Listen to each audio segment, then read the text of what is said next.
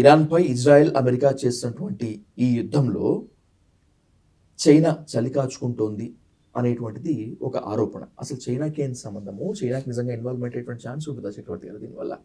శుభ్రంగా అంటే ఇవాళ గతంలో యుఎస్ఎస్ఆర్ యుఎస్ఏ ఉండేవి.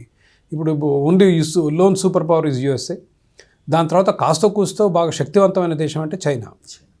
సో ఇప్పుడు అలైన్మెంట్ ఎట్లా వచ్చిందంటే China, Iran, north Korea, Russia, ఇదొక యాక్సిస్. అటు యూరోప్, అమెరికా, యుక్రెయిన్ వాళ్ళందరూ ఒక లెవెల్. ఇండియా అటు ఇటు కాకుండా ఉంది. సో చైనాకి అమెరికా యుద్ధాలు చేస్తుంటే చైనాకు సంతోషమేగా. ఒకటి, China is also heavily dependent on oil imports భారతదేశం లాగానే.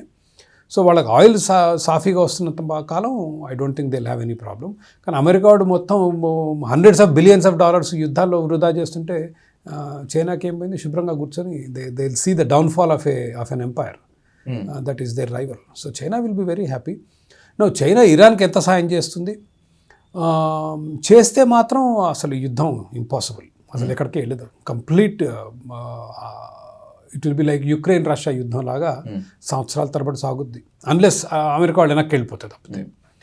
ప్రస్తుతానికి చైనా నాకు తెలిసి ఆయిల్ కొని వాళ్ళకి డబ్బులు ఇవ్వటం తప్పితే they might be doing this help. ఎందుకంటే చాలా ప్రెసిషన్గా రాకెట్లని పంపిస్తున్నారు ఇరాన్ వాళ్ళు.